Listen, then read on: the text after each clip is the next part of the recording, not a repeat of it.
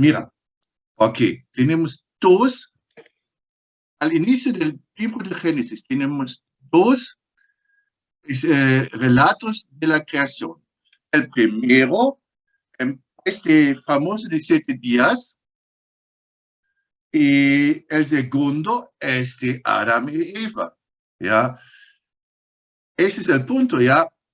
Mira, no tenemos mucho tiempo, en otro caso podría descargarlo en detalle, pero ambos relatos, y cada oyente, por favor, que lea los primeros 3 capítulos del libro de Génesis, del primer libro de la Biblia, detenidamente, y va a darse cuenta que la historia de la creación del mundo y de los seres humanos está contado 2 veces en modo muy diferente. Y ahora, he hablado con esas personas y me dijeron, son diferentes vistas al mismo, pero el orden es diferente, ¿ya? Y ya muchos detalles son diferentes, ¿ya? Y no dicen que toman la palabra literalmente, pero están doblando la Biblia.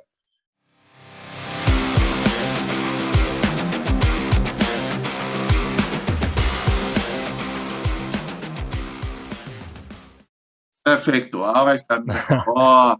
Un gusto, un gusto. Muchas gracias. Vale. Bueno, Jonathan, ¿cómo está? Bien, gracias a Dios. Nosotros o en Argentina en América del Sur se utiliza muchas veces el usted y quiero ser muy delicado. ¿Qué es lo apropiado? En España se dice tú. Como aquí, vos quieras, como vos quieras. Nosotros decimos vos.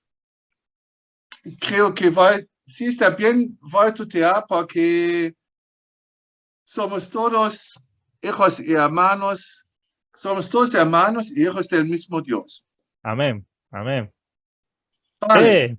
Te iba a preguntar, la verdad que es muy interesante Empieza. todo lo que vos estás escribiendo, los temas que tratás. Ahora te voy a hacer un par de preguntitas sobre vos, sobre lo que vos estuviste Perfecto. escribiendo tus papers. ¿Dónde vivís? ¿De qué nacionalidad sos? ¿Quién sos? ¿Qué haces de tu familia, de tu vida espiritual? ¿Qué haces de tu vida? Dicen 40 minutos. Vale, muy cortamente. Mi nombre es Andreas May. Soy alemán. ¿Cómo se escucha? Lo siento.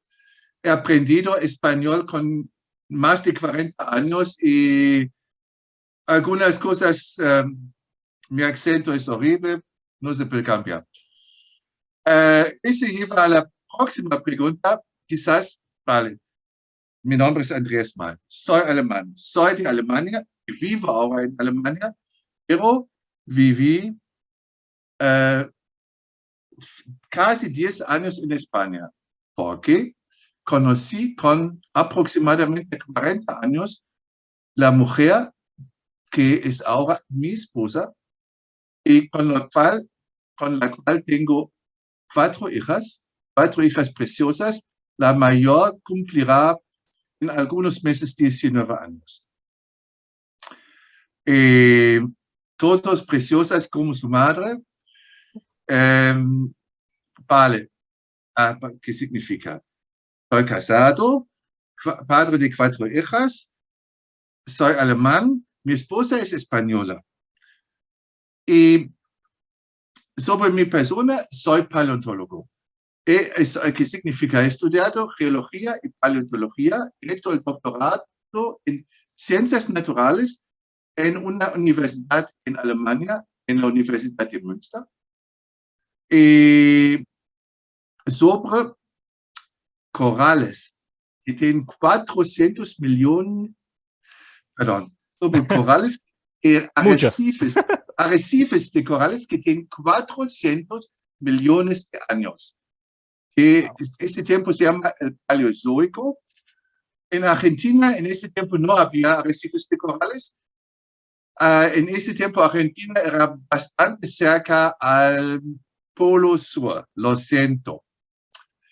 Pero en Alemania, en muchos otros países había arrecifes en esa edad muy lejana y investigaba en mi tesis doctoral. Muy interesante. Soy paleontólogo, pero no trabajo como paleontólogo porque quería hacerme profesor universitario, catedrático, pero no funcionaba. No me quería, para decirlo muy fácil. Ahora trabajo como informático. Ese es sobre mi profesional. Soy informático.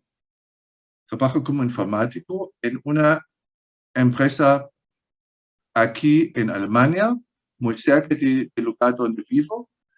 Tengo ahora casi 61 años.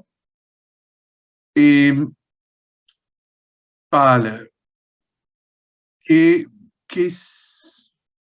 soy miembro de la Iglesia Católica. Para decir, ya tengo contactos con muchos tipos de cristianos, pero para decir, yo pertenezco a la Iglesia Romana Católica. Interesantísimo. Me encantó tu resumen breve de tu vida, espectacular. ¿Quieres que profundice alguno de esos temas o qué quieres hablar más? Vamos a charlar. Cualquier tema hablar más. Empezando con cómo conocí a mi esposa, que es una historieta preciosa. Prefiero cómo conociste al Señor. Esa le va a ¿Cómo interesar conocí más al al Señor público, me hoy? parece. Vale, buena pregunta. Mira, soy de una familia católica y mi padre era católico, está muerto, claro. No, claro, está muerto. Mi madre todavía vive. Y mi madre era antes protestante, pero pasando con mi padre se convirtió al catolicismo. Pero yo diría que tenía un cristianismo pelín flojo cuando era joven, ¿ya?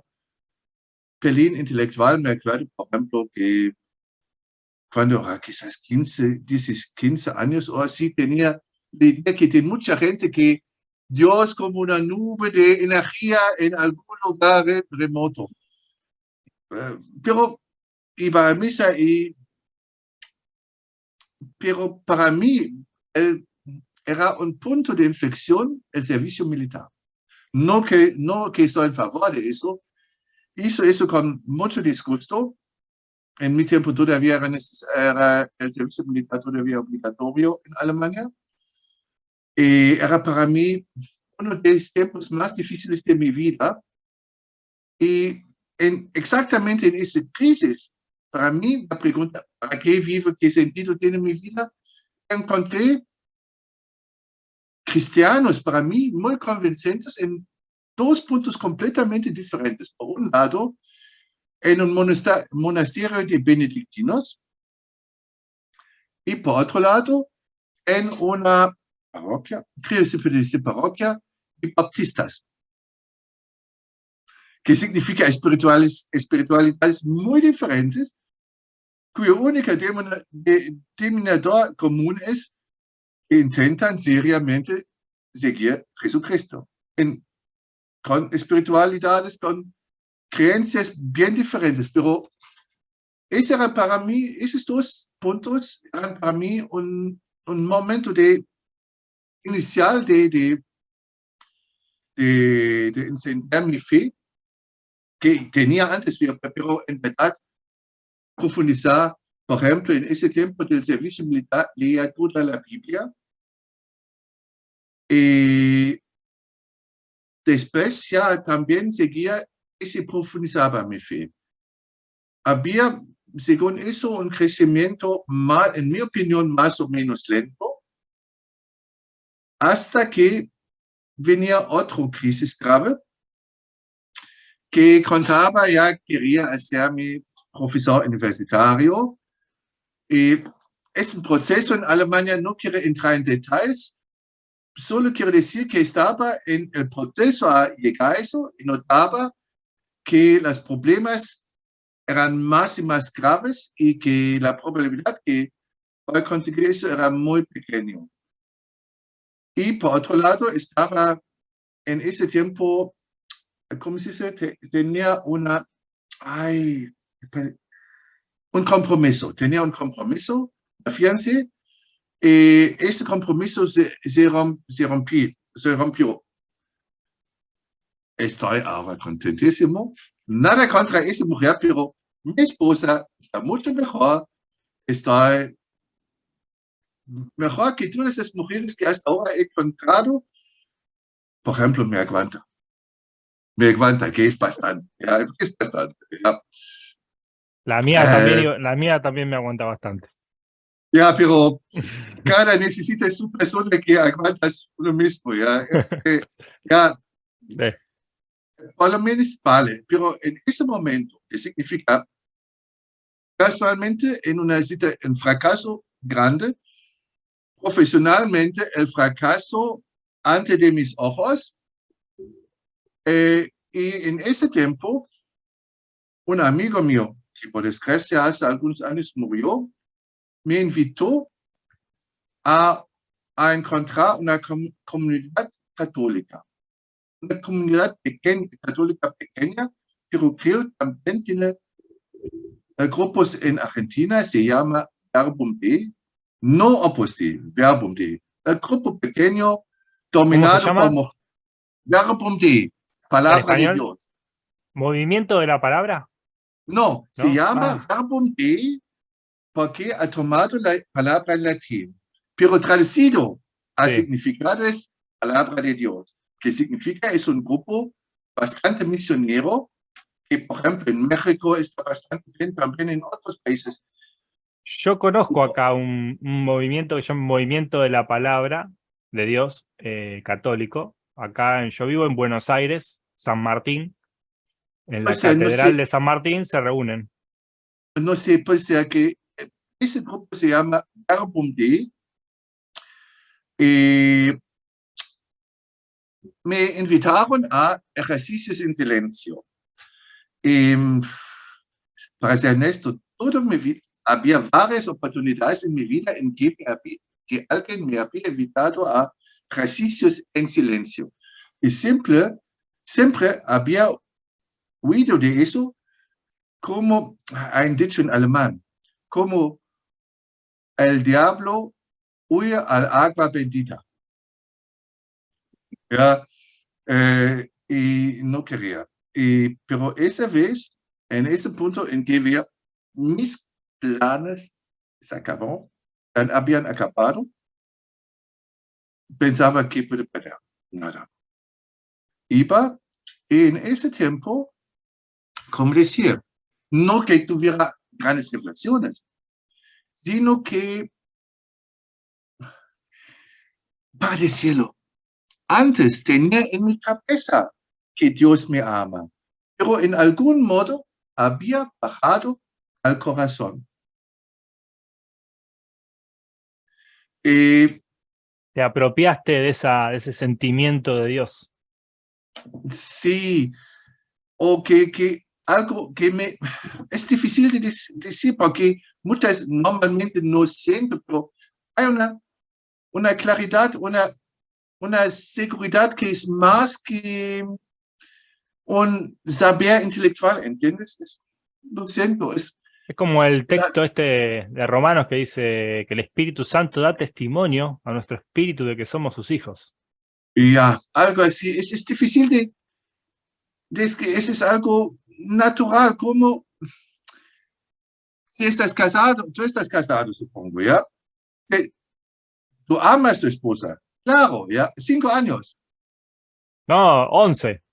11 años, ¿ya? Tú amas a tu esposa, pero no cada momento tienes un gran sentimiento, supongo, pero hay una naturalidad, una certeza, hay algo, un fundamento que es no solo algo así quizás se puede entender. Lo siento, no sé, se trata de cosas, movimientos internos que es difícil de expresar, pero creo lo mejor es comparar con vivir con una persona que alguien ama y vale. ¿Esto en qué año fue? ¿En qué año fue esta experiencia? Déjame pensar. Tenía 33 años, que era 1995. Fin de 1995. Y después, desde ese momento, me he acostumbrado a tener por las mañanas un rato de oración con la palabra de Dios. Normalmente tomo las lecturas del día e intento hablar con Dios con eso. Para ser honesto, muchas veces no tengo revelaciones, nada. Pero yo noto la diferencia si algunas veces no tengo tiempo. Y no hay quien me aguante, ni siquiera yo. ¿Ya? Es como si, creo que ese me orienta mi vida en un modo, algunas veces, claro, entiendo en la oración, tienes que hacer eso, pero muchas veces así que orienta la vida en un modo sutil. ¿Sí? Pero noto la diferencia si por alguna desgracia no puedo orar, que me falta algo, perdón.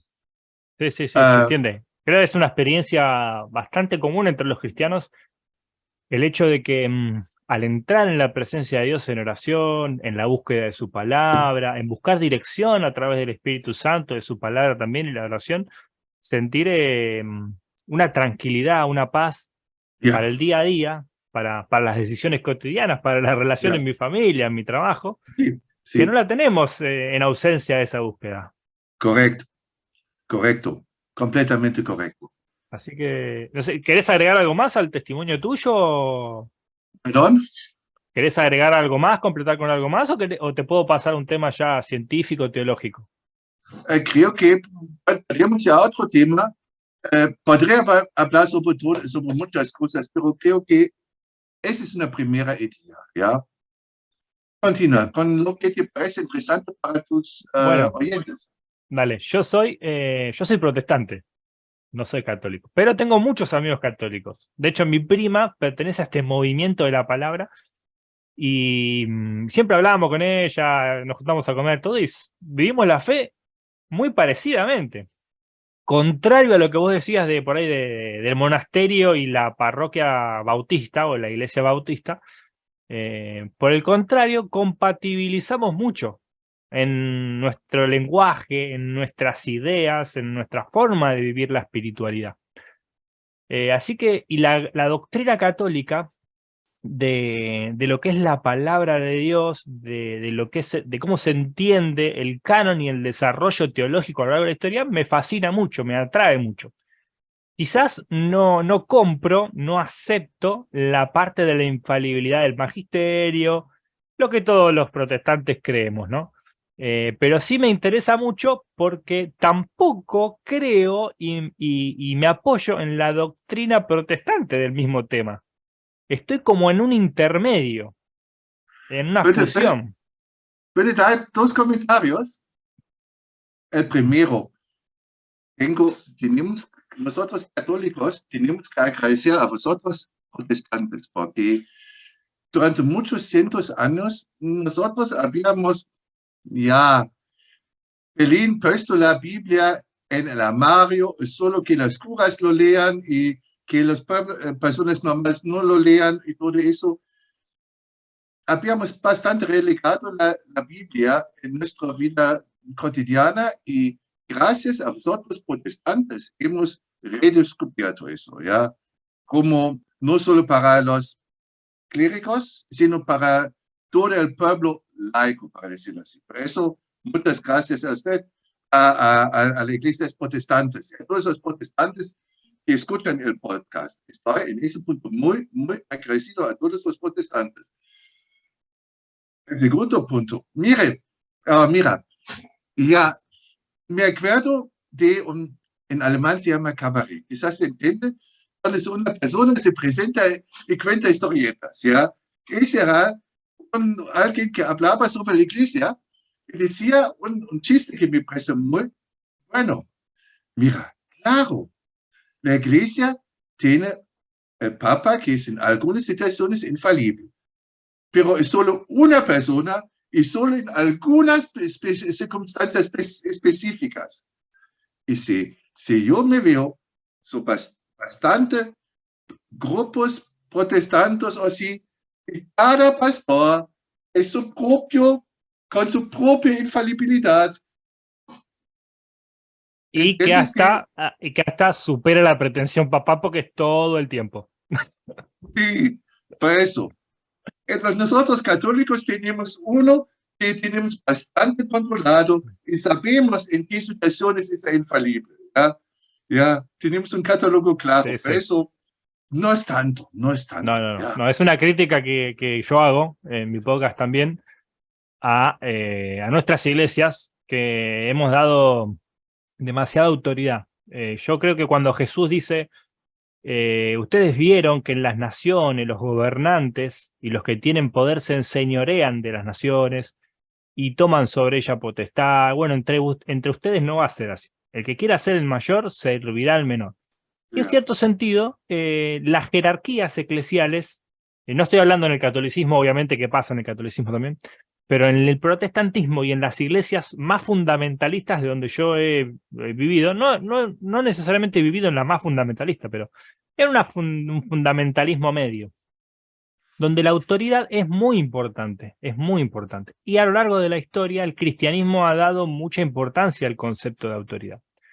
Pero a través del liberalismo teológico se ha podido deconstruir muchas percepciones de los sistemas sociales, del devenir de la teología también, donde se ha demostrado que la autoridad tiene un sentido y un propósito y no necesariamente es absoluta en el contexto bíblico.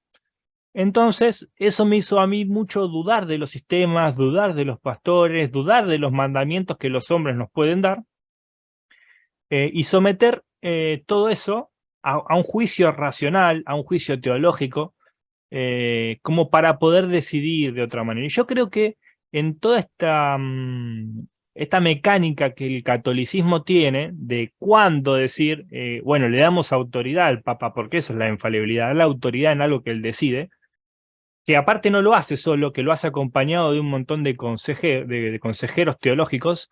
Creo que es muy bueno eso porque ayuda a llevar a la iglesia y al pueblo de Dios a una sola dirección. Ahora, no siempre todo el pueblo va a estar de acuerdo, entonces en esa libertad creo que entramos los protestantes, ¿no?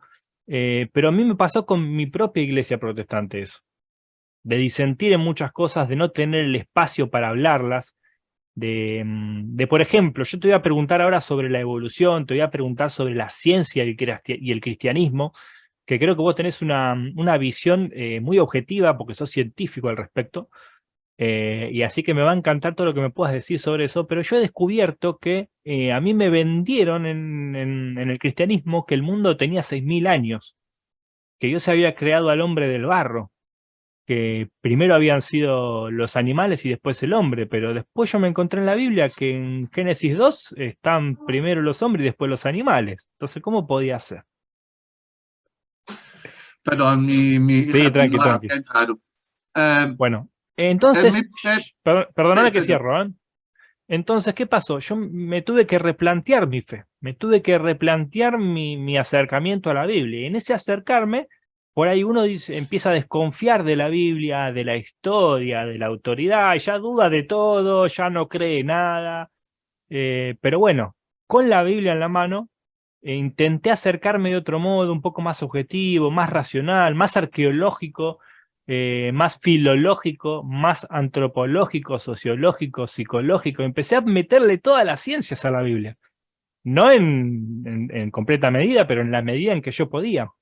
Y empecé a encontrar y a ver a la Biblia de otra manera. Empecé a encontrar la palabra de Dios más allá del texto. Empecé a encontrar más la palabra de Dios en las ideas. Empecé a encontrar la palabra de Dios como principios, no como un texto llano. Y eso me llevó a mí a descubrir otra faceta del cristianismo, en donde es más, funciona para en mecánicas simples leer la palabra de Dios como un libro, pero también funciona encontrar palabra de Dios detrás del texto, porque un análisis más profundo a veces en el texto deja ver la humanidad, deja ver el error, deja ver ciertas cosas que son innatas a nosotros, que somos criaturas y no somos dioses, y no somos perfectos, aunque sí se deja ver también en el texto la influencia de Dios y del Espíritu Santo guiando toda la historia de la humanidad para que ese texto sea, para que ese texto nos ayude a conocer la historia y a conocerlo a Él. Entonces, un poco el contexto de mi podcast, de los temas que yo trato, y la ciencia, y creo que tu perspectiva puede venir muy bien a este podcast. Entonces, por eso quiero preguntarte. Würde directamente dar un comentario sobre eso de 6.000 años y todo eso. Porque, claro, soy cristiano convencido y me importa la Biblia.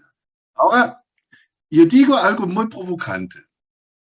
Si hay cosas como así, donde hay una confrontación tan fuerte entre ciencia y que la gente dice que es la fe, normalmente es un malentendido basado en que alguien lee la Biblia con sus conceptos y toma trocitos, especialmente como trocitos, porque mi experiencia es que si se pone esos elementos aislados en el contexto más grande que hay en la Biblia, las cosas se aclaran.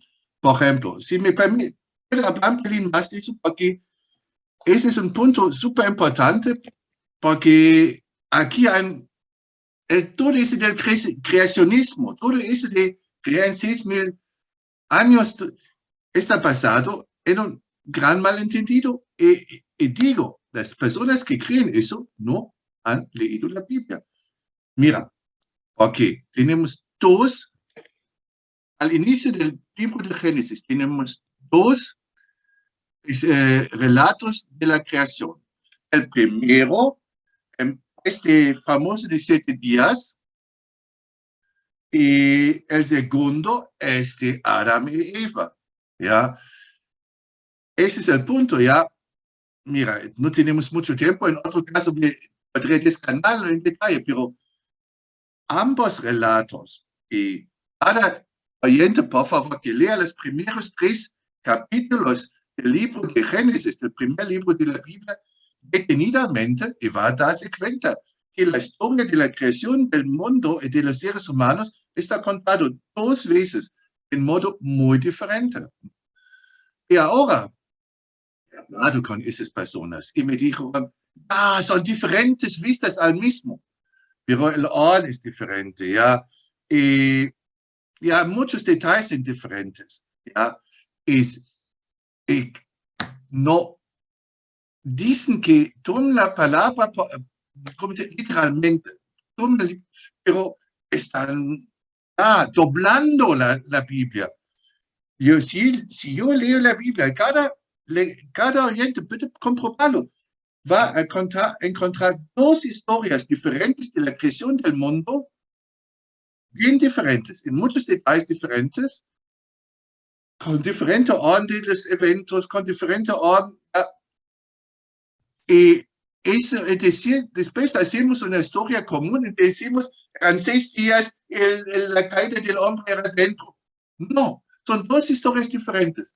Y eso es, si tomo la Biblia en serio, ¿vio? 2 veces se cuenta la historia, el relato de la creación. ¿Por qué hace la Biblia eso? Porque han hecho los editores, las personas que han compilado los 5 libros de Moisés, porque han hecho eso. Hubieran podido hacer completamente diferente.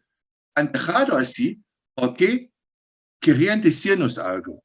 Y yo digo, querían decirnos, cuidado, aquí no os contamos un relato, un reportaje como ha sido eso. Ahora, aquí queremos deciros verdades sobre la fe, verdades importantes sobre el mundo, pero no en el estilo que describimos, porque no estábamos, solo Dios estaba con eso, ¿ya? Y claro, dicen, Dios ha creado el mundo, ha creado el hombre. Y claro, sus discípulos preguntan, ¿y cómo? Después tienen que envolverlo en una historieta. Y por aquí nos damos cuenta que es una historieta. Cuentan dos veces, dos diferentes historietas, una detrás de la otra, una detrás de la otra, para que cada persona capte. Claro, Claro. no te quites con la superficie, entra en profundizar. ¿Te puedo agregar algo? Que hace poco tiempo también empecé a descubrir. Ya lo sabía de antemano, porque de hecho en las Biblias, en los comentarios bíblicos que uno compra en las librerías cristianas, está en cierta medida mencionado nada más, pero no está profundizado. Y es que el relato de la creación, tanto el del capítulo 1 como el del capítulo 2 y los sucesos de la caída, hasta el diluvio también, desde el 1 al 11, tienen muchos condimentos mitológicos de la Babilonia. Entonces, los judíos de ese momento que compilaron el Pentateuco necesitaban darle un contexto a la historia de Moisés, a la historia de los patriarcas. Entonces, como ellos salían de Babilonia, tenían ya una cosmovisión que se les quería imponer, y ellos lo que hicieron fue decir, esto es lo que se nos quiere imponer, no es así, es de otra manera. Y reelaboraron un contramito a toda la mitología y la cosmovisión babilónica, pero fundado en un Dios, que es el creador y que es el que a lo largo de la historia va obrando para que nosotros le conozcamos y entendamos sus propósitos. Y entonces ahí se mete el concepto de pecado, se mete el concepto del enemigo, el concepto de la imagen de Dios, del diluvio, que es algo que alguna catástrofe mundial que ha pasado en algún momento, que ha pasado en distintos lugares, pero que ha pasado, que los hombres se han tenido que inventar maneras de sobrevivir a inundaciones, y todo eso condensado en una especie de precuela de historia moderna, porque es un trabajo elaborado de mucha calidad, de mucha profundidad para esa época. Y es por la inspiración de Dios eso. Y estoy completamente de acuerdo y quiero retomar nota. A partir del capítulo 2 hasta Abraham es un hilo conductor continuado. Perdón, algunas veces mi español está en Alemania y normalmente pienso en alemán. Pero ese primer capítulo, ya ese primer relato, está, como se dice, puesto delante, como si, para mí es un aviso, en algún modo un aviso, cuidado, contamos la historia dos veces, ¿ya? Es una historia, ¿ya? Quizás algo así. Ya, y creo que es una muy buen punto.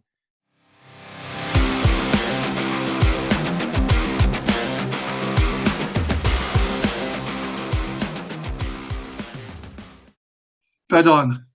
No hay problema, no hay problema. Escúchame, ahora, ¿qué te parece si ahora podemos charlar un poquito de la evolución en el contexto cristiano, la evolución científica, y su relación con el plan de Dios, la libertad de los creyentes y el futuro del cristianismo, de la humanidad? ¿Sí? ¿Cómo quieres que empiezo? ¿Con el inicio? No sé. Vale, empiezo con el inicio, con el Big Lo que Bang. no sé si por ahí podamos hacer una charla luego también, porque no sé si vamos a llegar por ahí llegues a abordar todo lo que quieras decir, pero si no llegás no hay ningún problema, seguimos otro día, podemos hacer otro episodio. Así que bueno, lo que sí tengo 40 minutos nada más porque después de las 2 tengo un compromiso. No a las 2, Okay. pero más o menos a las 3, pero en esta sesión tratemos de hablar de eso, y si queda algo pendiente, hacemos otro episodio. Perfecto. Vale, empezamos. No, ahora creo mejor es empiezo incluso antes del Big Bang. Bueno, Porque al inicio creó Dios seres trascendentes. Y esos seres trascendentes podían decidir libremente si quisieran servirle o rechazarle. Y los resultados conocemos. Los seres que decidieron servirle llamamos ángeles, y los otros son el diablo y los demonios. Y claro, van a decirme, mira, no creo en el diablo. Hay muchísima gente que conozco y dice, no, pero mira al que pasa en el mundo, hay tanta maldad y tan éxito que tiene la maldad. Y todo porque está un mundo hecho, planificado tan bien, tan precioso, y seres humanos que quieren lo mejor y tantas veces sale lo peor. ¿Ya? Por eso creo que hay, que significa el primer momento de libertad, el tema de libertad era que Dios, creando esos seres trascendentes, les daba libertad de decidir. Vale, pero vale. Y después creó el mundo. ¿Y cómo creó? Empezamos con la física cuántica. Ay, ya quizás conocen tus oyentes el principio de incertidumbre de Heisenberg, físico alemán, que significa que no en el mismo momento se puede decir que el movimiento y el impulso y la dirección de una partícula elemental. ¿Y qué resulta? Resulta que se puede decir estadísticamente, pero no exactamente. Pues de los electrones, por ejemplo, decir dónde están con qué probabilidad, pero no puedes decir ese electrón está en ese lugar en ese momento. ¿Y qué vas a decir? Eso significa que hay algo, una indeterminación. Eso es importante, que significa antiguamente, o algunos físicos pensaban, sí, todo está determinado. Si conoces el inicio, conoces el fin, hasta no. Aquí hay un punto en que hay un problema. Aquí hay un punto en que ya hay una dimensión de libertad. Ya no está todo está fijado. Si todo estuviera determinado, no existiría libertad. Correcto. El primer paso es Ahora, la vos física cuántica. estás viendo cierto grado de libertad en entidades no voluntarias, no, ¿cómo serían? Que no pueden decidir, Sentida. como un átomo, como una partícula. Ya, sí, correcto. Después empieza la evolución de materia no orgánica, se desarrollan las primeras estructuras vivas. Y aquí, mira, que más complejos son los seres vivos, que más libertad tienen, que más posibilidades tienen de actuar. Un bacterio no tiene mucha posibilidad de actuar. Quizás puede mover en una dirección o en otra dirección, ¿ya? Nada más. No tiene más libertad. Pero nosotros, por ejemplo, un perro, ¿ya? Tiene muchísima libertad de actuación, ¿ya? Así se ve mucho, que significa que más complejos son los seres vivos, que más libertad tienen, llegada hasta nosotros, los seres humanos, que tienen la libertad de decidir conscientemente en favor o en contra de algo, y en concreto también en favor o en contra de amar a Dios, de seguir sus preceptos, para decirlo así. Ese es en muy corto tema el desarrollo de libertad. Vos hablás de libertad en términos positivos. ¿Perdón? Vos hablás de libertad en términos positivos. Sí. O sea, Porque, capacidades de hacer. sí, porque tengo que hablar positivamente de la libertad porque veo que a Dios esa libertad es súper importante.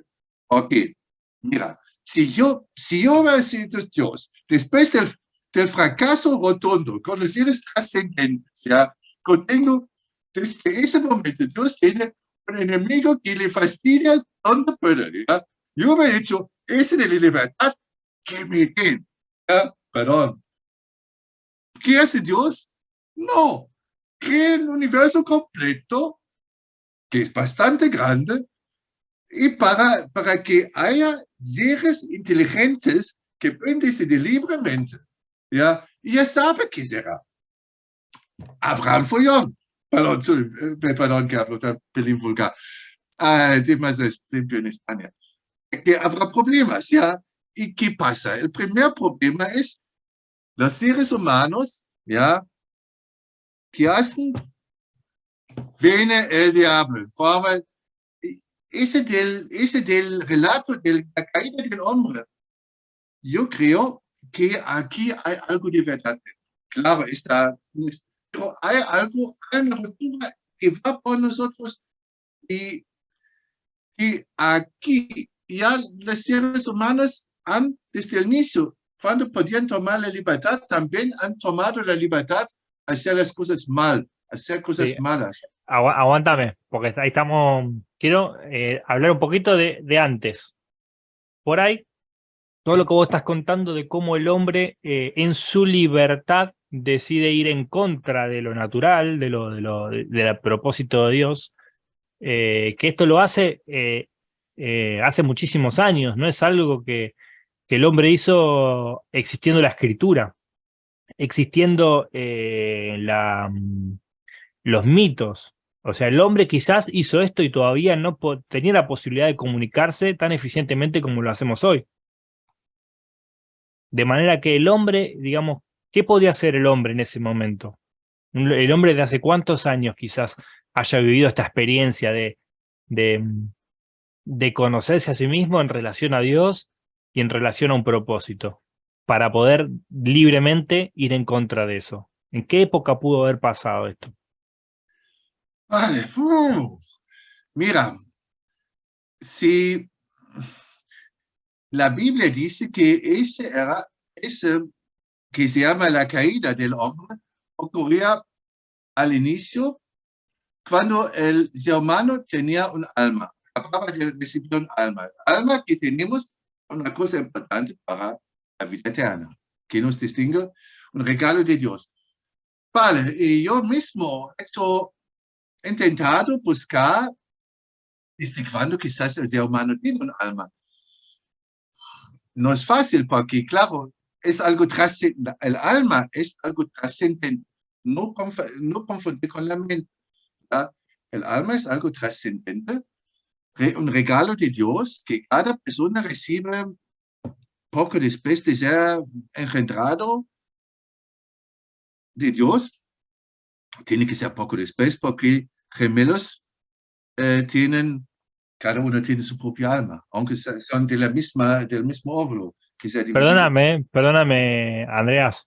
No te quiero contradecir por ahí. No necesariamente tenemos que pensar igual en todo, ¿no? Obviamente. Sí. Pero yo siempre vi el alma como algo ajeno al cuerpo. Pero hoy empecé a pensar más naturalísticamente o más monísticamente. Es decir, el alma puede ser una concepción antigua de la percepción del hombre respecto de su capacidad de sentir, respecto de su capacidad de valorar internamente, todo ese mundo, digamos, emocional.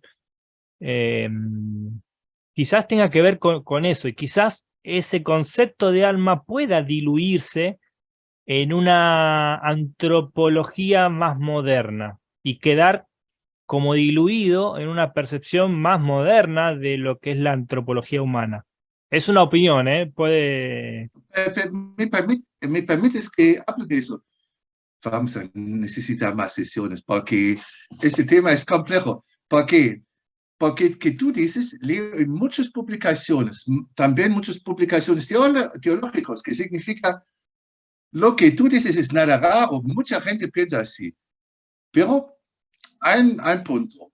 Vamos a ver, la idea que existe algo como el alma se encuentra en muchísimas culturas y religiones. Incluso he encontrado en libros, no tengo ahora a mano, que esos conceptos obviamente ya existían en el Neolítico, ya que parece que se han roto en muertos aquí el cráneo para que el alma podría salir. ¿Ya? Claro que es algo, decimos que, pero ¿qué significa el concepto del alma? Es no algo explícitamente cristiano, sino aparece en muchísimas culturas. Y ese es para mí un argumento que en verdad ese existe, ¿ya? Porque como científico no puede medirlo, ¿ya? Y ahora tenemos el punto. Decimos, el concepto del alma está común en hinduismo, budismo, ¿sí?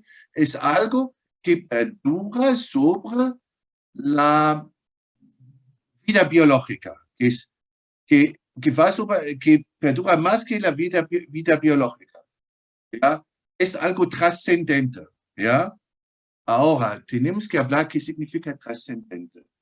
Porque aquí creo que hay hoy en día una cierta confusión. Tengo que hablar sobre tantas cosas. Pero el punto es que nuestro universo de materia y energía está limitado. Ha empezado en algún momento y esa es un primer señal muy claro que en verdad existe un ser superior, porque ¿cómo puede haber ese universo ha llegado a la existencia? También un tema interesante. Pero, digamos, ya, pero ese universo de materia y energía es limitado. Todo aquí es limitado. Dios trascendente, ¿qué significa fuera? Que fuera no tiene sentido, porque fuera ni siquiera espacio y tiempo son conceptos de nuestro mundo, ¿ya? ¿Qué significa? Es algo completamente diferente. Quizás para entender eso, ¿qué es la relación de nosotros con Dios? Imagínate, tú eres un pintor genial, tan genial, si tú dibujas las figuras se pueden mover libremente en el papel. Podrías, ¿ya? Las figuras se mueven en el papel, tú ves qué hacen las figuras, pero las figuras no pueden ver a ti, porque tú eres fuera del papel. Tú puedes comunicarles pintando algo, o hacer algo en su papel. Y ves, esa es la relación. Dios puede entrar, puede hacerse notar en ese mundo, aunque siempre el problema es el mundo de este mundo, que significa todo que vemos en este mundo de Dios, cierto, es algo de ese mundo, que significa interpretamos eso, es un signo de Dios, ¿ya? Si tienes una visión, nunca puedes mostrar que no eres loco, ¿ya? Por eso tienes visiones, ¿ya? O si Jesús anda sobre el agua, y si alguien viene, quizás hay un método especial para andar sobre el agua, aunque entiendes que pero la trascendencia, nosotros no podemos a la trascendencia, progresar a la trascendencia. Nosotros estamos como en un castle gigantesco, ¿ya? Deseamos encontrar con Dios, con el Creador, pero estamos por nuestra naturaleza en ese universo de materia, ¿ya? De materia y energía.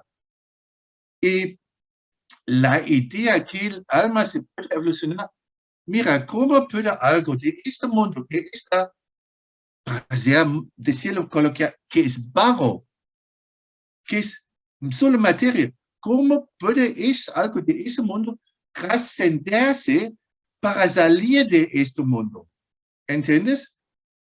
Y ese es el punto que digo a esos conceptos, que el alma se puede desarrollar quizás por evolución, algo así, porque hay personas que dicen eso. No, nuestra mente se desarrolla por evolución, pero nuestra mente, si no hay alma, se acaba cuando la persona está muerta, ¿ya? Cuando el último movimiento eléctrico en el cerebro está muerto, la mente está apagada. La mente, la persona solo puede sustituir después de la muerte en algo trascendente. El alma es trascendente. Esa es tu única esperanza para una vida eterna. Y eso es un regalo de Dios. ¿Ya entiendes? El punto es que este mundo está hecho para Dios, pero no es Dios. ¿Ya? Y Dios puede entrar en este mundo, puede interactuar en este mundo, pero no podemos salir a este mundo a Dios. Solo podemos acercarnos a Él si Él nos permite, en el modo que Él nos permite. Ahora te hago una pregunta. Esta concepción del alma, vos decís que, bueno, que estaba en el Neolítico, que se querían hacer agujeros a ver si podían salir, digamos, a ver si podían sacar el alma. Esa era la intención de los que estaban experimentando con su cuerpo ahí. Ya, claro. Ese es un concepto muy, muy primitivo, claro. Sí, sí. Es un concepto muy primitivo, pero... Y muchas cosas que hagamos hoy van a parecer muy primitivas dentro de millones de años, o miles de años. Ya, pero creo el punto está claro. Si dices que el alma está en algún modo de ese mundo, saliendo de ese mundo, ¿ya? Producido por ese mundo, por ejemplo, por evolución, como una función del cerebro. Si crees eso, explícame cómo puede vivir sobre la Trascender. muerte del cuerpo, ¿ya? Claro. Yo, en mi perspectiva, o sea, no tengo no he esgrimido un desarrollo escatológico de cómo va a ser el futuro, ¿no? Pero creo que la esperanza judía de la resurrección plantea de alguna manera que un tipo de existencia material va a seguir existiendo, sea de este universo o de otro universo muy similar a este, pero con no tanta entropía, quizás vaya uno a saber, donde los justos, donde las personas que amaron a Dios y libremente eligieron seguirle y seguir su propósito, van a volver a la existencia, es decir, van a ser resucitados. Entonces, en mi perspectiva, creo que incluso la resurrección de los muertos es una hipótesis teológica que surge de la emoción de esperanza del hombre y del intelecto de saber que Dios no puede dejar el futuro sin sentido, vacío de propósito. ¿Por qué? Porque si lo creó con una razón, esa razón tiene que perdurar en el tiempo. Entonces, yo creo que escatológicamente hablando, no tenemos una idea certera, bien definida, segura de cómo va a ser, pero sí sabemos y tenemos la esperanza como cristianos de que los que con libertad elegimos amar a Dios, vamos a estar ahí. No sé cómo. No sé si se interrumpe o no se interrumpe la existencia del alma, no lo sé, pero Es, tengo la esperanza. estoy completamente de acuerdo si dices, estaremos, vamos a vivir porque Dios va a resucitarnos. Sí, pero sabemos un pelín más. ¿Por qué? No solo es una esperanza difusa, porque aquí, ¿qué celebramos en Pascua de Resurrección? Que Jesucristo ha resucitado. Y sabemos sobre su estado resucitado, sabemos algo. Tenía un cuerpo y ¿Comió? comió, pero también podía ir por puertas cerradas. Que significa, tenía un cuerpo reconocible que se puede tocar, pero también no había algo diferente, decimos así, ¿ya? Que podía ir por puertas cerradas y todo eso. Y un cuerpo así vamos a tener. Un cuerpo así. Dios va a resucitar nuestro cuerpo y transformar, glorificar, o como quieres decir, en un cuerpo resucitado. ¿Ya? Y la idea es que en el tiempo entre la muerte biológica del cuerpo y la resurrección de los cuerpos, que será al final de los tiempos, ¿ya? Que en ese tiempo intermedio, la personalidad y la historia de la persona subsiste en el alma. ¿Qué significa? No vamos en eternidad, no solo tener un alma y algo como un fantasma. No vamos a tener otra vez un cuerpo, pero será un cuerpo algo más o menos como el cuerpo de Jesucristo, después resucitado. Y por cierto, un detalle súper interesante, no sé si van a leerlo en las celebraciones, por más que dudaba, Sí. preguntaba por las heridas. El cuerpo resucitado de Jesús tenía sus heridas. ¿Qué significa? Dios, Cristo resucitado, tenía en su cuerpo resucitado los signos de su historia. Eso significa, cuando resucitamos, vamos a llevar nuestra historia resucitada, que significa no habrá dolor, pero habrá la memoria,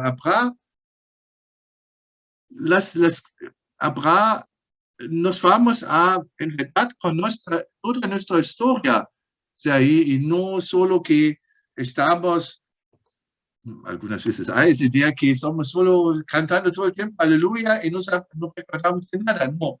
La historia será una parte de nuestra vida, será la prolongación, y vamos a acordarnos, y vamos a contarnos, Jonathan, y tú, y quizás las personas que nos escuchan, vamos a reencontrarnos y vamos a ver, ay, mira, Jonathan, ves, hemos hablado sobre esto en nuestra vida así. Perdón. Tú quieres decir algo, seguramente. No, Okay. no, estoy escuchando y te digo amén. Amén. ¿Sobre qué quieres hablar ahora? ¿O qué quieres? Me gustaría que profundices un poquito más respecto de la relación, la fe, el cristianismo y la evolución biológica, porque de donde yo vengo, nos queda poco tiempo igual, pero bueno, podemos andar un poquito en eso y después podemos andar un poquito más, hablar un poquito más de la escatología y del futuro, cómo va a ser. Pero me interesaría que desarrolles un poquito más el tema de la evolución, porque de donde yo vengo hay mucho rechazo a una comprensión evolutiva de la historia de la humanidad. Mucho rechazo.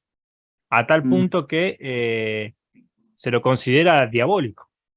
Sí, conozco el problema. Muy corto. La evolución era el camino en que Dios nos ha creado.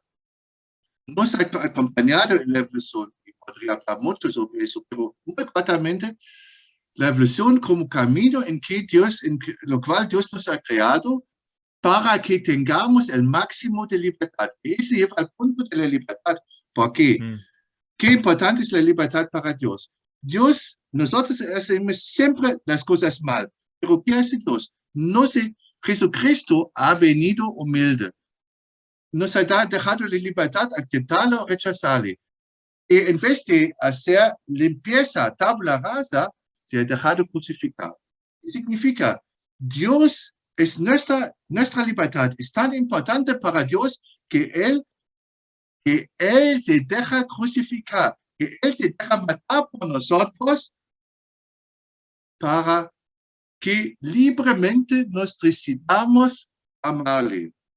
¿Ya? Para Dios, nuestra libertad tiene una importancia increíble que yo no puedo entender. Es increíble, grande para Él. Y solo en detalle filosófico, hay una discusión filosófica si nosotros hubiéramos tenido la misma libertad si Dios nos hubiera creado así, perfectamente así como somos. Hubiera podido ser. El argumento final es no, porque aunque el resultado será el mismo, pero la diferencia será que ese resultado no ha tenido historia.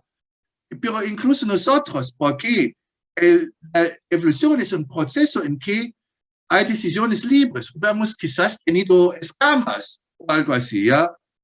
¿Ya? Por eso tenemos más libertad. El máximo de libertad solo era posible en el camino de la evolución. Por eso ha aceptado Dios ese camino largo y doloroso para crearnos, para que tengamos el máximo Claro. de libertad.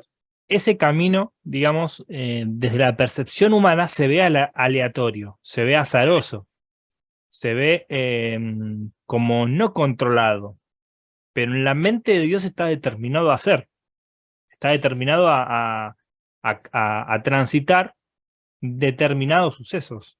¿Cómo lo ves vos? Sí, determinación y libertad.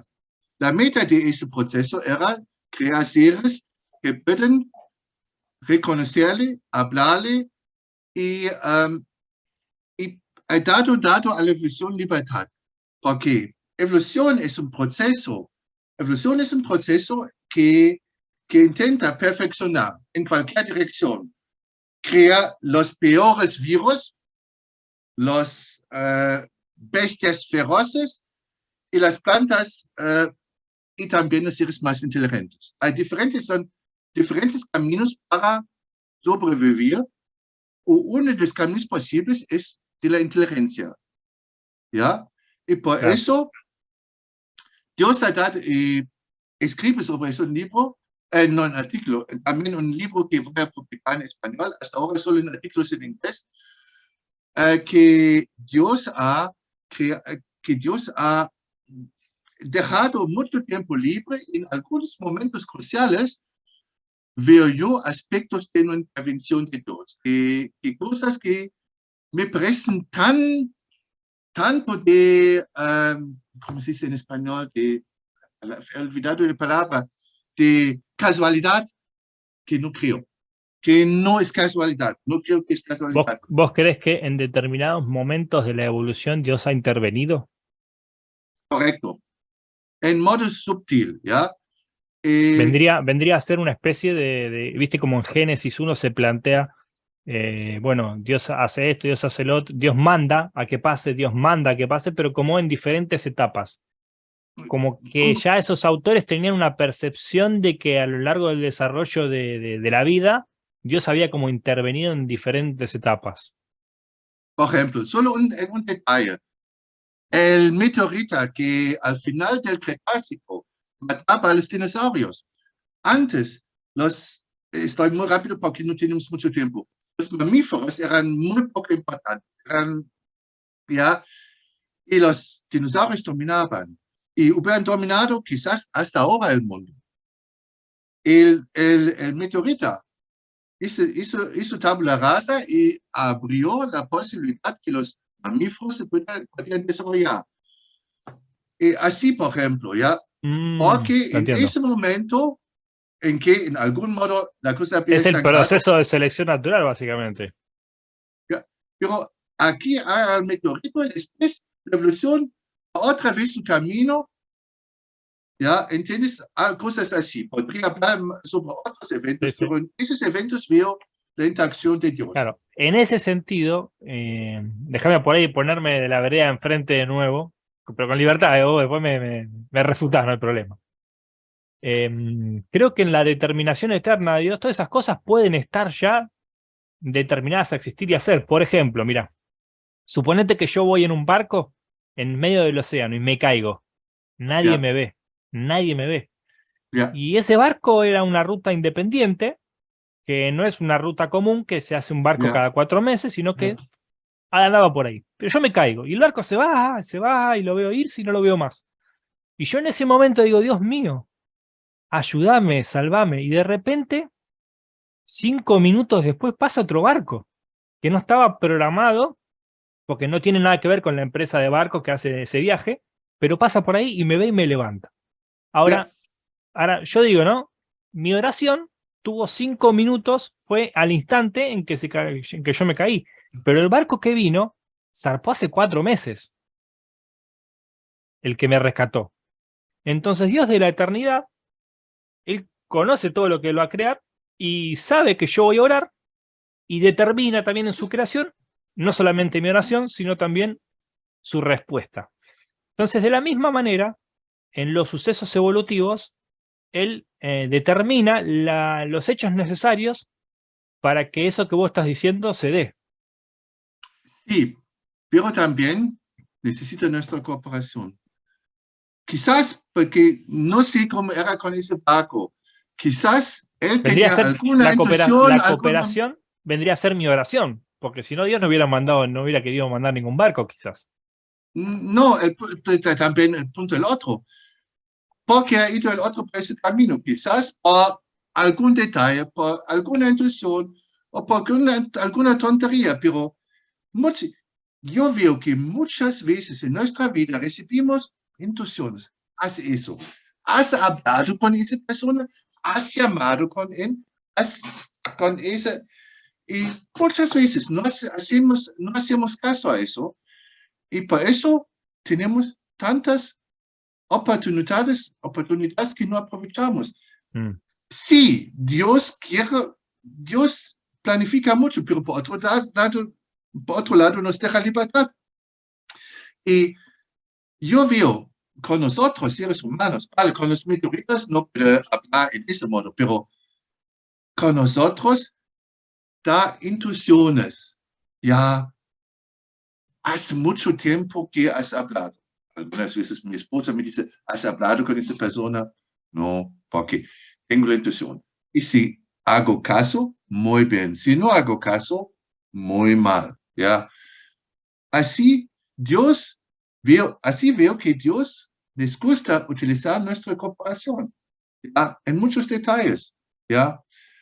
Para exactamente hacer todos esos planes. Y te digo, si nosotros, todos los seres humanos, intentásemos escuchar más a Dios en los pequeños detalles, este mundo sería mucho más feliz. Claro, habría muerte porque todavía no estamos en el paraíso, pero será mucho mejor. ¿Ya? Me encanta lo que decís, me encanta porque se relaciona mucho con mi concepto de palabra de Dios. La palabra de Dios es algo que Dios expresa, que Dios dice con una finalidad. Y de alguna manera la Biblia es llamada palabra de Dios en ese sentido, porque reúne lo que el hombre entiende, la revelación de Dios, donde se nos cuenta por qué Dios nos crea, donde se nos cuenta qué es lo que quiere Dios en nosotros, cómo quiere que vivamos.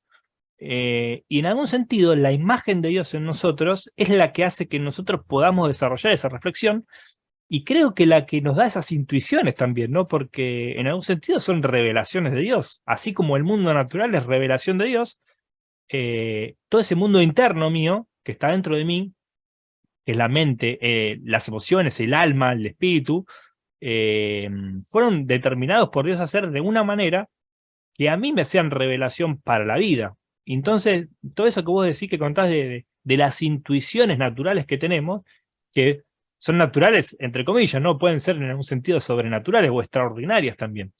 Pero es la voz de Dios, es la palabra de Dios en el hoy y fuera de la Biblia en algún sentido, ¿no? Pero que tiene que ser coherente con ella, con la palabra escrita. Entonces, me gustó todo lo que decís. No sé si querés cerrar, porque nos quedan 3 minutos, cerrar con algunas palabras, con alguna Ya, reflexión, algún comentario. sí, estoy completamente de acuerdo contigo. Solo una matiz. Vale. En nuestro interior no solo tenemos la palabra de Dios, la voz de Dios, sino también otras voces, otras voces. Por ejemplo, la voz del diablo extremo o ¿ya? Y por eso a mí me importa leer rezar con la palabra de Dios, porque Mm, eh, se dice resonancia. ¿Conoces eso? Si tienes una guitarra o algo así, tienes una cuerda fina que tocas, pero si por el cuerpo de la guitarra el sonido se hace más fuerte. Y mi experiencia es, si intento meditar la palabra de Dios en la Biblia, esa voz de Dios en mi interior que es como una cuerda fina, se puede hacer más notable, incluso que yo pueda entender. Porque, por lo menos en mi caso, no sé cómo es con tú y con tus oyentes, pero en mí hay muchas veces, muchas diferentes voces que muy diferentes cosas me proponen. Y aquí es importante encontrar la voz de Dios. Y para eso, creo, se necesita cada día un tiempo en silencio, un tiempo con Dios, pero no solo en silencio, sino explícitamente con Dios. O sea, con una canción, o quizás con una imagen, o lo mejor, con la Biblia. Para que la Amén. palabra de Dios, de fuera de las letras, pueda interactuar con la palabra de Dios en mi interior y que se haga tan fuerte que yo incluso pueda escucharlo. Amén, amén. Es que en la Biblia está codificada la experiencia de tantos hombres de Dios. Y Sí, el lenguaje humano es algo muy, muy, muy profundo. O sea, sí, cuando analizamos lo que es un libro y pensar que en ese libro están contenidas todas las experiencias de grandes hombres de Dios, nos sí. ayudan a cotejar, a comparar y a poder decidir de otra manera, ¿no? Y es vivo, esa palabra es vivo. Si yo abro la Biblia y intento vivir, intento leer, entender, esa palabra va a tener una dimensión para mi vida. He tenido muchas experiencias de eso. Claro. Y ¿Ya? porque ¿Qué significa? la información forma parte de la cognitividad humana, porque pensamos en esos términos. Entonces, hay información que tiene que ser parte del organismo. O sea, es metafísico, pero es vivo al mismo tiempo, es orgánico. Vale, yo prefiero la imagen de las voces en mi interior y con el contacto de la Biblia, esa voz de Dios se hace más fuerte. Esa imagen me parece más, a mí me es más plausible, Bueno, pero bueno. Escúchame, quedamos para una próxima. ¿Te parece, con Andreas? muchísimo gusto. Te agradezco mucho, no sé si se va a cortar ahora, pero te agradezco mucho el tiempo que me brindaste. Bueno, espero que a otros le pueda ser útil también lo que vos enseñás y lo que vos decís. Y después me compartís un poco de tu libro. Con muchísimo gusto. Gracias. Dios te bendiga. Gracias a ti. Muchas gracias.